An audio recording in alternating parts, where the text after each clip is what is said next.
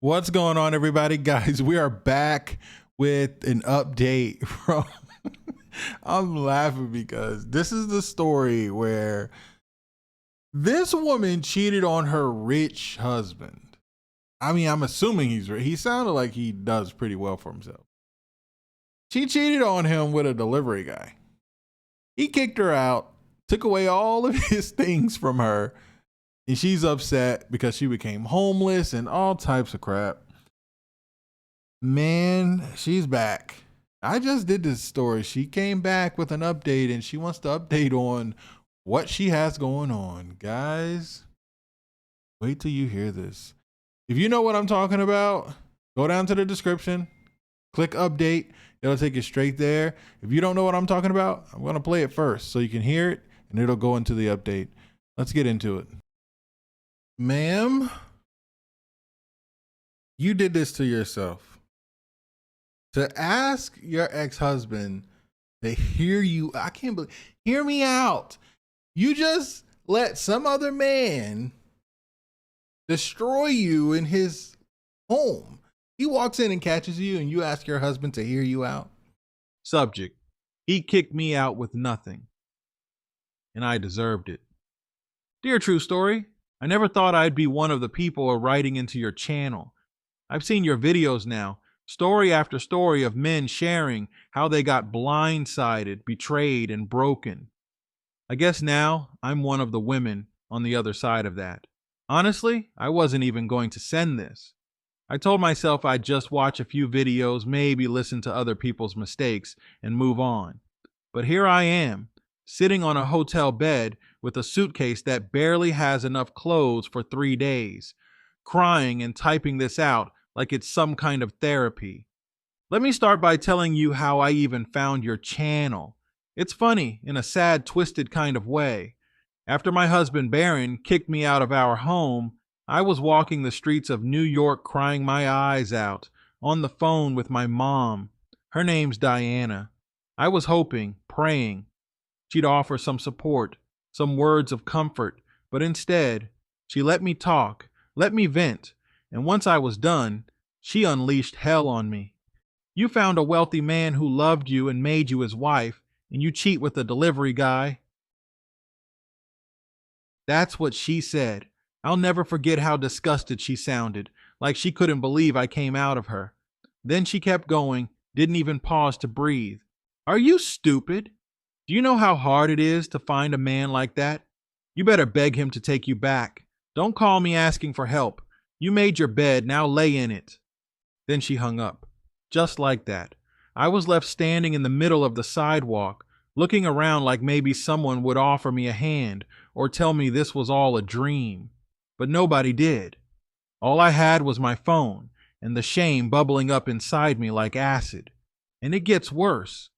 About 10 minutes later, my phone buzzed. It was a text from my mom. You know what it said?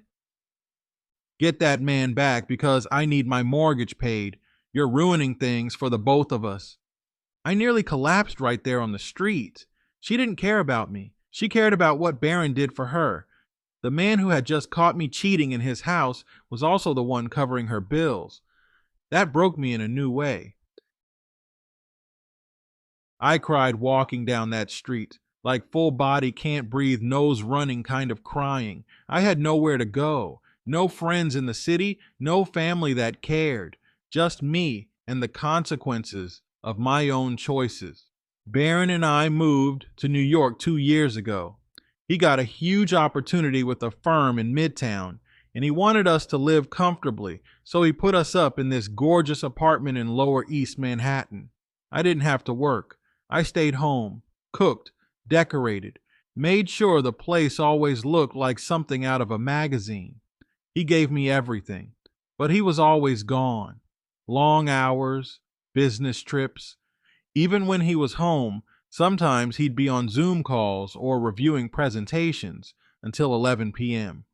At first, I was fine. I mean, who wouldn't want that life? But then, I started feeling invisible, like a fancy lamp in the corner of his world, nice to look at but never noticed unless the light was off. That's when the flirting started. Just little comments at first. Smiles, lingering glances at the delivery guys who came to the door when Barron was away. I knew it was wrong, but I also felt like, well, I don't even know, like I deserved to be seen. The first guy, he was older, probably mid-40s. I complimented his cologne and asked if he worked out. He looked uncomfortable and practically sprinted back to the elevator. The second, he was polite but clearly not interested. He handed me the package and said, "Have a good day, ma'am." But the third, he was all game. He delivered an ottoman Barron had ordered for our living room. The man barely looked 25, had muscles under his uniform, and smiled like he'd been waiting to be invited in. And I did it. I let him in. I let him get close. I made the first move. It was reckless. It was stupid. And it cost me everything. Barron walked in while I was mid-act with the guy. I'll never forget the look on his face. He stood there completely calm, almost eerie, and said, "The nerve of you." The delivery guy panicked, tried to pull up his pants and run, but Barron didn't even flinch. He just said, "Both of you, out, now." I scrambled to grab something, anything, and begged him to let me explain. But he looked at me like I was dirt.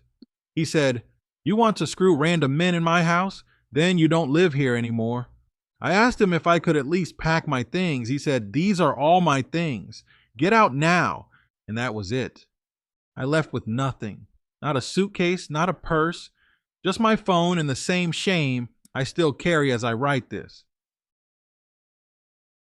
About a month later, I was served divorce papers. I hadn't heard from Barron since that night. No calls, no texts, not even a why, just silence. I ended up talking to a lawyer, hoping, begging for some way to fix this. I asked her to help me save my marriage. I told her I didn't want a divorce, that I still loved him, that I was stupid and selfish and I'd never do it again. My lawyer wasn't exactly hopeful, but she did tell me we could file a response asking for marriage counseling. She said, "It's a long shot, but some judges push for reconciliation before granting a divorce, especially if the marriage is still fairly new." So that's what we did. We sent a response pleading for time, for therapy, for anything other than a cold courtroom split. Barron's lawyer responded 2 weeks later with one sentence. My client declines counseling and requests the court proceed.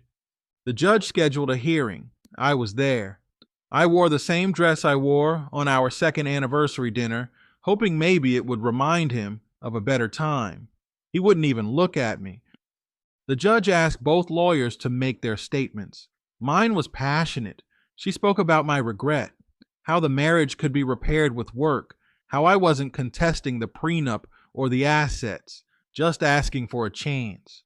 Barron's lawyer, he was surgical, said the marriage was irrevocably broken, that his client had caught me in the act of adultery, and that the prenup we signed made all property division clear. No need for drawn-out proceedings. The judge nodded. I tried to speak but was told to be quiet. Within 15 minutes it was done. Divorced. Just like that. The prenup. Oh, that damn prenup. I didn't think twice when I signed it before the wedding. I was so in love, and Barron said, "It's just paperwork. You'll never need to worry about it." But when it was time to split, it made sure I got nothing. No apartment. No alimony. Just gone. I left the courtroom broken. I didn't even know where I was going to sleep that night. My mom stopped answering my calls after the mortgage text. I called a few acquaintances from yoga class, but no one picked up. That's when I realized I had no real friends, just people who knew me as Barron's wife. I hope Barron hadn't canceled my credit card. I remember holding my breath when I walked up to the hotel counter, gave them the card, and watched the woman swipe it. Approved.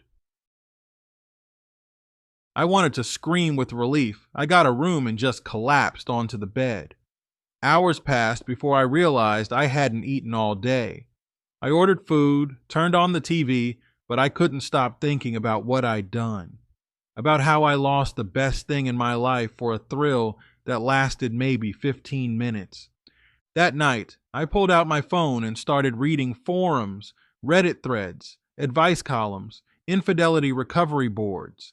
At first, I was just reading about women who got caught like me. I thought maybe I could find some advice, but what I found were pages and pages of regret. Stories from women who lost good men. Some tried to get them back. Most failed. I was hooked. I spent hours reading. I started crying again. And then I saw it. A comment that mentioned your channel, said it was eye-opening and brutally honest. The comment had a link. I clicked it. And that's how I found you. I watched one video, then another, then 5 more. Every single one felt like someone holding a mirror up to my soul. I wasn't the victim. I was the one who broke something sacred. I was the one who shattered trust, then had the audacity to cry about the consequences. I almost didn't send this email. I didn't want to admit it out loud. But something about hearing these men speak, hearing their raw pain, made me realize that if I didn't say something, really say it, I'd never stop living in denial.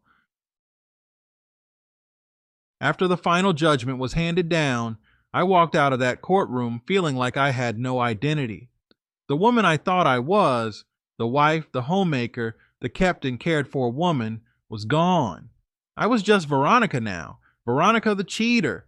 Veronica the homeless. Veronica the disappointment. And if that wasn't enough, my own mother went silent on me for 2 full weeks after that court decision. Not a call, not a text, nothing. Then out of nowhere, she sends me a message that just read, "Hope you learned your lesson. Let me know when you're back with him. And don't come back home here. I don't need neighbors asking questions." That crushed me quite all over again. I felt like a stray animal abandoned on the side of the road. I wasn't even angry at my mom. I understood why she was ashamed, but it still hurt. I wanted at least a shred of empathy. I was her only child, but I didn't even deserve pity anymore. Not in her eyes.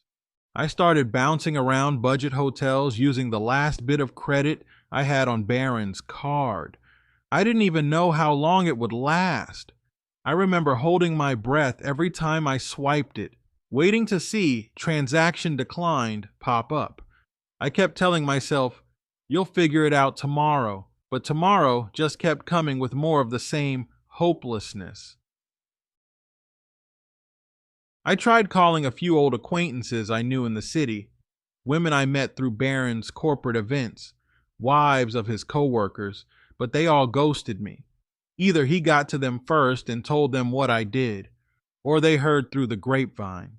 Nobody wants to be associated with the disgraced ex-wife who slept with a delivery guy. That's social suicide in those circles. I went through a dark phase right after that. I'd wake up around noon, eat one small snack, and spend the rest of the day scrolling online forums in bed. I wasn't looking for answers at first, just distractions. But I found threads where women poured out stories that sounded just like mine. Wives who had perfect lives and still strayed. Wives who were bored, lonely, neglected, not unloved, just unattended. That's a dangerous place for someone like me. Someone who grew up craving male attention, but never quite understanding how to value it. That's when I found a comment in one of those threads that linked to your channel. It said something like, "This guy reads real stories from people like us. It'll change how you see things." I clicked it without even thinking. I didn't move for hours. Your voice, the tone, the way you narrated each email, no judgment, just honest reflection. It pulled me in. I watched video after video, and for the first time in weeks, I didn't feel totally alone. I was crying again, but this time it wasn't from shame. It was from recognition. I saw myself in so many of those women who wrote in, and I saw what they lost and what they finally realized when it was too late. I wasn't going to send anything. I told myself, "You've humiliated yourself enough." But the longer I sat with this silence, the more I realized I needed to speak. Even if Barron never sees this, even if no one believes I regret what I did. I needed to say it out loud to someone. So here it is. I met Barron at a fundraiser for an urban development project his firm was backing. I wasn't supposed to be there. I was a tag-along for my friend Tasha, who worked PR. But Barron noticed me almost immediately. He came over and complimented my earrings. I remember feeling butterflies, the kind that made me feel like a high schooler. He was charming, tall, self-assured. He carried himself like a man who knew what he wanted, and I was flattered that what he wanted in that moment was me. We started dating soon after. Barron was very intentional. I never had to guess where I stood. He took me to restaurants I had only seen on TV, bought me books when I said I liked to read, surprised me with a spa day when I said my back was hurting. He paid attention, and when he proposed, I said yes without a second thought. It was the first time I felt chosen by a man in every way. He moved me to New York, to this beautifully furnished apartment in Lower East Manhattan. I felt like I was in a movie, but the movie doesn't tell you what happens when the husband is never home. Barron was a provider, through and through, but he was also a workaholic. I didn't mind it at first. I had a gorgeous home, a generous allowance, and peace.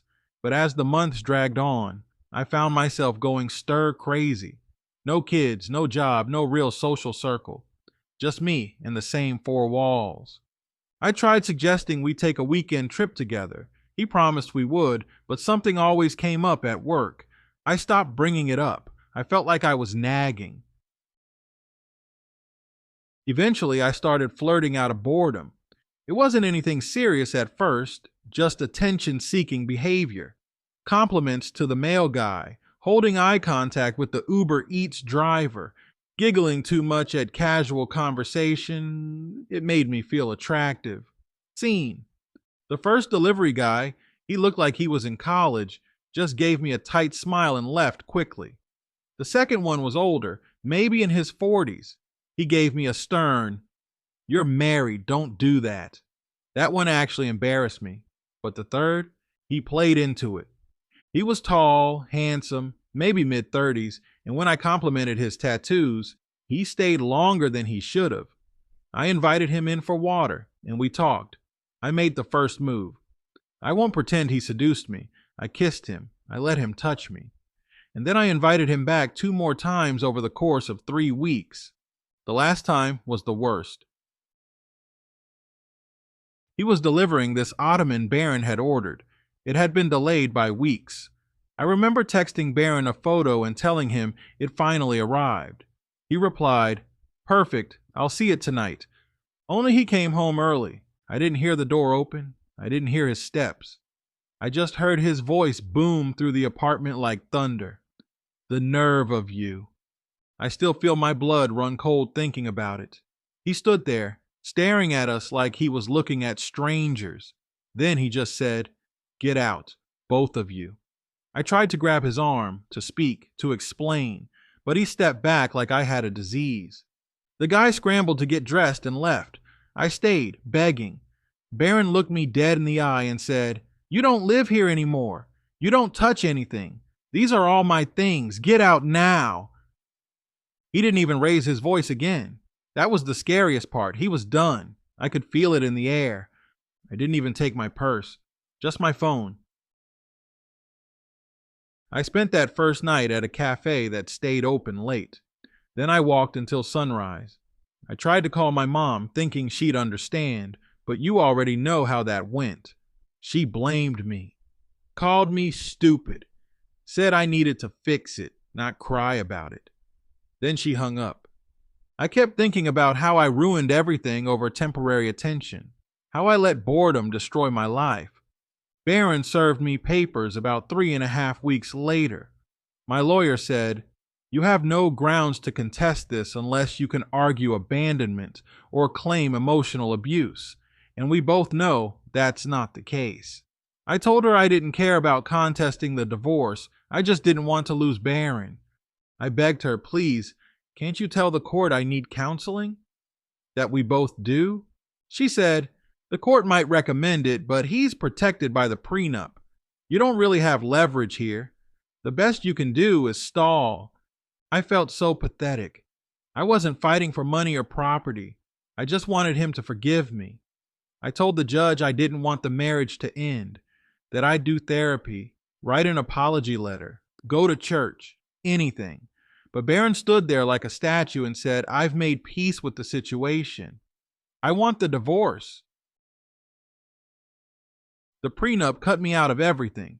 No spousal support, no shared property, nothing. The apartment lease was under his business name. Even my gym membership got canceled. So now I'm writing this from a tiny 2-star hotel in Brooklyn. I don't even know what comes next. Wow, I might have to go to a shelter soon if the card gets declined. I check it like it's a lifeline. I'm scared. I'm ashamed. But more than anything, I'm sorry. Not just sorry that I got caught. Sorry that I destroyed something beautiful because I couldn't sit still and be grateful. Sorry that I let my loneliness become recklessness. Sorry that I disrespected the man who gave me everything. I don't know if Barron will ever hear this. I doubt it. But if somehow this email ends up in one of your videos and he listens, I just want him to know I was wrong. Completely, disgustingly wrong. And to any woman who might be listening, who feels trapped or bored or neglected in her marriage, don't do what I did. Communicate, speak up, but do not betray a good man. It's a pain that doesn't leave you. Thank you for reading this. Thank you for your channel. I don't know what happens next, but I'm trying to rebuild, one truth at a time. Sincerely, Veronica. You are out of your mind. I'm sorry. He did the right thing by leaving. He did the right thing by making you sign a prenup. Subject, update from Veronica. I'm not going down without a fight. Dear True, it's me, Veronica. You read my first email to your audience recently, and I've listened to that video more times than I want to admit. I cried the first time hearing my own words back to me. It was surreal, embarrassing, raw, and honest, but also strangely therapeutic. That story is still my truth, and yet so much more has happened since I sent it. So now I'm writing again, not just for the audience, but for myself. I feel like this email might be the only way I can process everything that's been happening. You helped me face my shame. Now I'm trying to reclaim what I still have left of my dignity.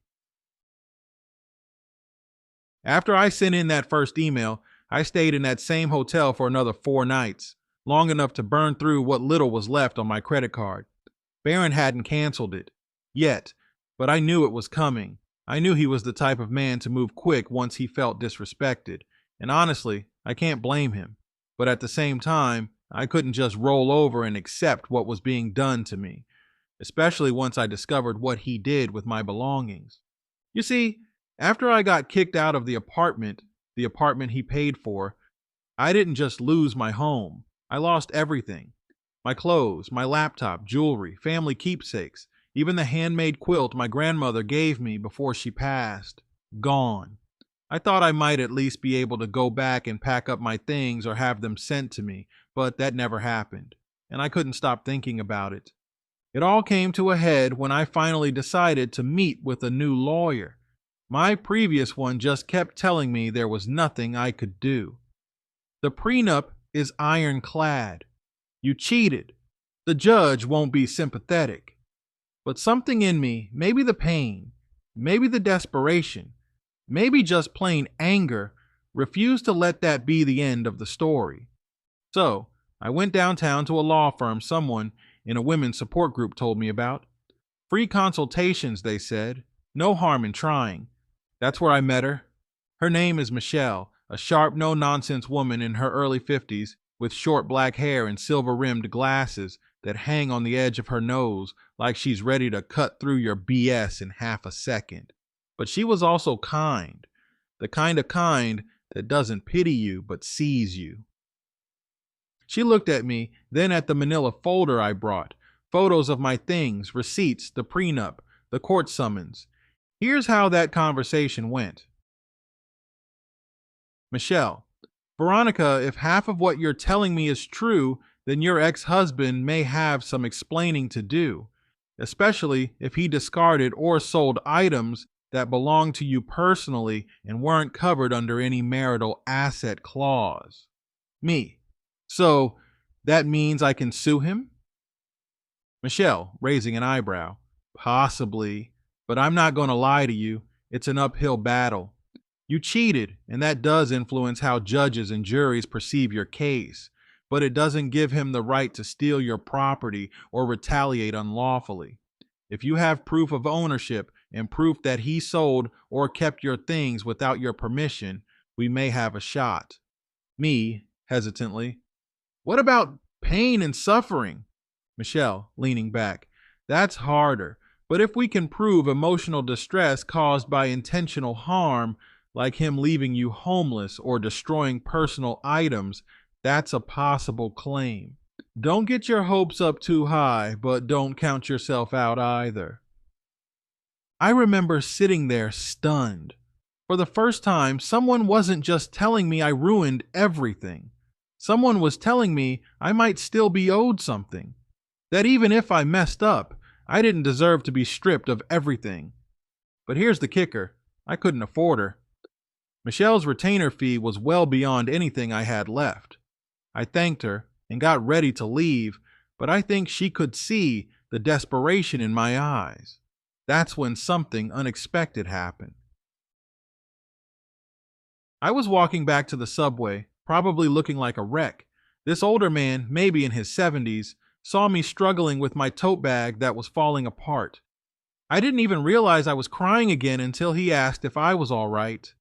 His name was Mr. Hines. I don't know why I opened up to him, but I did. I told him I'd met with a lawyer and that I had no money to retain her, but wanted to fight for what I lost. He looked at me with this strange expression, kind of like pity, but also a fatherly concern I hadn't felt in my life. After a moment, he reached into his pocket and handed me a check for $2,000, just like that. I stared at him like he was crazy. Me. Why are you doing this? You don't even know me. Mr. Hines. Because I've seen what happens to women who get left behind with nothing. I've seen my daughter go through hell after her divorce. Don't let people walk all over you. Pay me back when you can, or don't. Just do something with the chance. I promised him I would pay him back. I still will, no matter what happens with this case. A week after that, I officially retained Michelle as my lawyer. We started building the case. She asked for every piece of proof I could find, texts, photos, receipts. That's when I started digging into my emails and discovered what I feared. Barron had sold off most of my belongings. I found the listings online. He used a dummy eBay account, but the photos, oh, they were mine. My white gold necklace with the heart pendant, my signed first edition Toni Morrison book, even a pair of my red bottom heels I got for our anniversary. He listed everything and sold it. And I have screenshots, all of them. I forwarded them to Michelle, and she told me this could seriously help. The case was officially in motion. But while I had a legal plan, I still had an emotional mess. So, I did something I never thought I'd do. I started seeing a therapist. Her name is Cynthia, and let me tell you, Cynthia doesn't let me hide behind my excuses. Our first real breakthrough came during our third session. Cynthia. Veronica, let me ask you something difficult. Why are you really angry at Barron? Is it because he left you or because he didn't forgive you? Me. Both. I know I cheated. I know I was wrong, but I thought he loved me enough to work through it. Cynthia. Did you love him enough not to betray him? Me, after a long silence. No, I guess I didn't. Not in that moment. Cynthia. Then why are you fighting this case? Be honest. Me, tears forming. Because I want to feel like I matter. Because even if I made a mistake, I shouldn't be left with nothing. He threw me out like garbage. And my mother? She didn't do any better. Speaking of my mother, After weeks of ignoring her, I decided to pay her a visit. I know, dumb idea, but something in me still needed closure. Still wanted my mother to look at me like her daughter, not a disgrace. When I showed up at her apartment in the Bronx, she wasn't happy. She didn't hug me. She didn't offer me a seat. She just stood there, arms folded.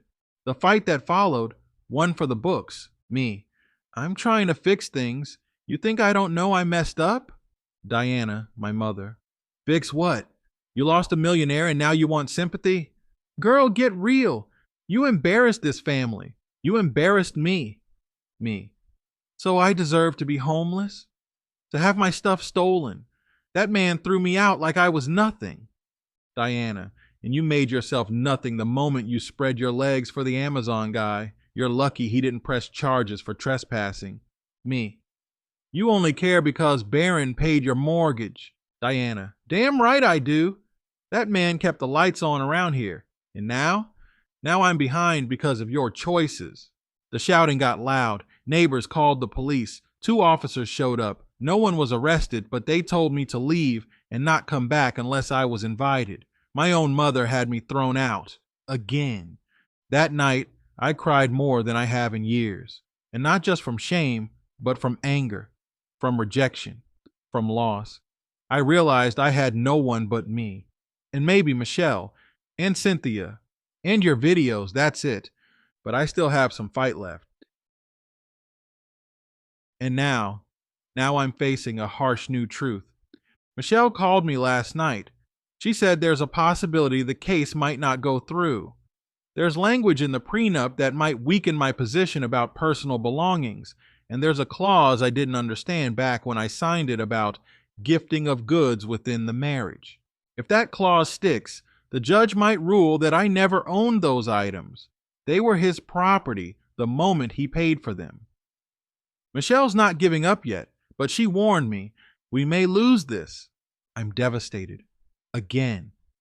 But this time, I'm not broken. If I lose, I'll lose standing tall. Because for the first time in a long time, I'm doing something for me. Not out of comfort, not out of love, but out of self-worth. Thank you for reading. Thank you for your channel. And if you decide to share this, I hope someone out there hears it and realizes that even when you fall far, even when you screw up bad, you still have the right to fight for your humanity. Sincerely, Veronica.